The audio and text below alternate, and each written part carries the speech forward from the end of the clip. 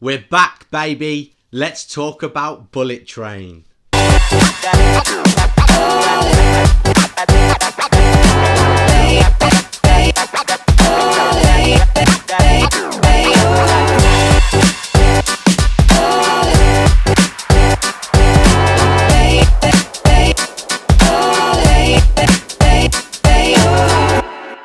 Good morning, good evening, good afternoon, and welcome back to another Lost a Plot video. Yes, I have my voice back, and we're coming back with something new and something different. I will still be doing my monthly reviews, but I'm going to review a film after I've watched it. I'm going to try and watch all the films on release day and then get a review out there as soon as possible. I will try not to include spoilers, but I can't promise anything. It's hard reviewing films. It's really, really hard. But let's get into the swing of things and let's talk about Bullet Train.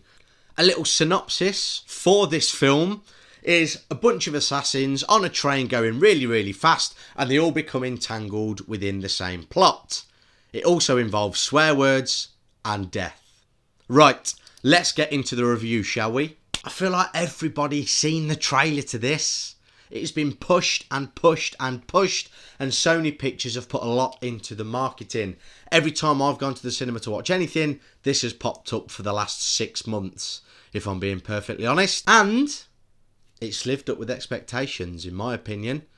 I want to give it a 7.5 out of 10. Directed by David Leitch, who has also directed Deadpool 2 and Hobbs & Shaw. I feel like that choice in director was perfect for the vibe this film was going for. It was a comedy, but also included action as well, and the story is quite compelling and entangled and entwined, but we'll get onto that in a moment. Standouts for this film: Brad Pitt was excellent.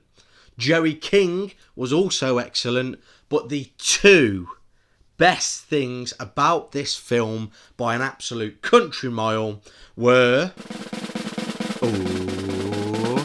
Aaron Taylor-Johnson and Brian Tyree Henry, otherwise known as Lemon and Tangerine. These two, whenever they were on screen, were electric. Their banter was amazing. Their chemistry was absolutely top tier. And to be honest, I wouldn't be mad, and I feel confident that a lot of the people who have watched this film wouldn't be mad either if these two had their own spin-off.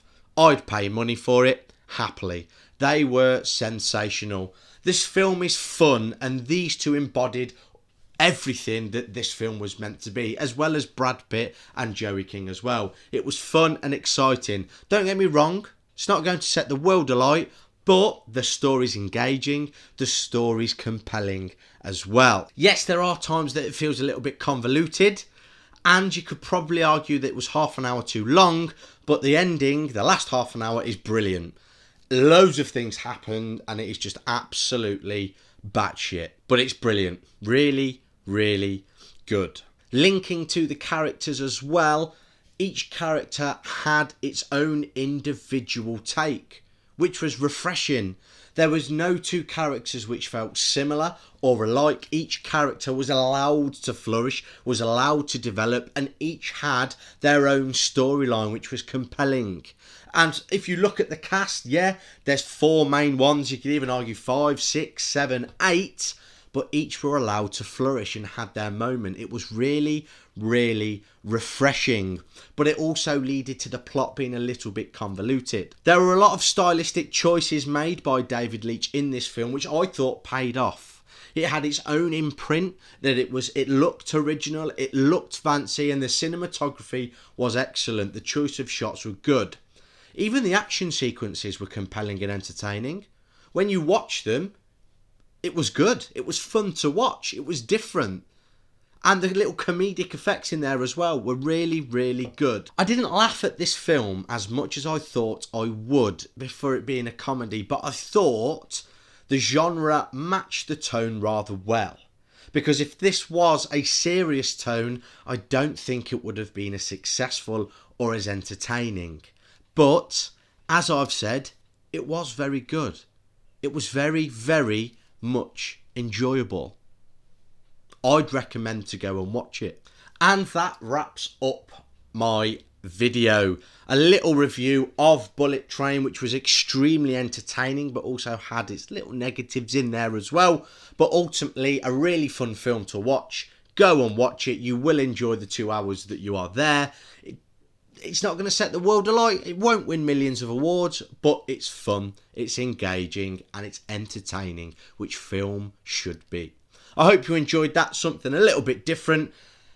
It's nice to be back. It's nice to talk to you and give you a review, and I shall see you in the next one.